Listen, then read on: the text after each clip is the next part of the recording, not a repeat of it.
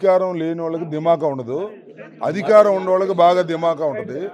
ఆ దిమాకా ఏంటో చూస్తున్నాం కదా. మాకు అధికారం లేదు, వాళ్ళకి అధికారం ఉంది. మాకు దిమాకా లేదు, పోనీ ఆయన చెప్పేట్టు మాకు దిమాకా లేదు, వాళ్ళకి దిమాకా బాగా ఎక్కువైపోయింది, అది కొద్దిగా తగ్గించుకోవటం ఇదని మా అభిప్రాయం. Right, that's all. కానీ మాట్లాడండి, మహాత్మా గాంధీ గురించి మాట్లాడండి.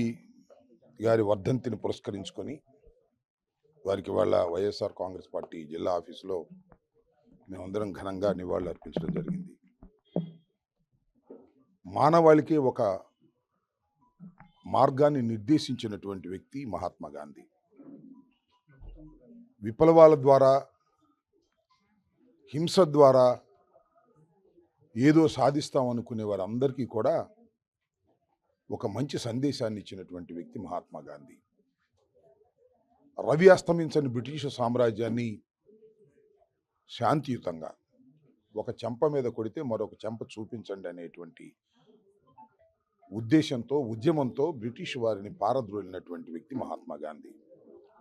మహాత్మా గాంధీ గారి సిద్ధాంతాన్ని ప్రపంచంలో అనేక మంది ఆచరించేటటువంటి ప్రయత్నం చేశారు.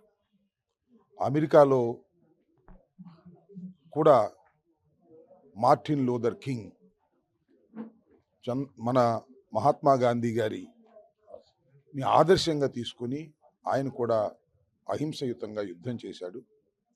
ఆయన కూడా అలాగే కాల్చి చంపేశారు.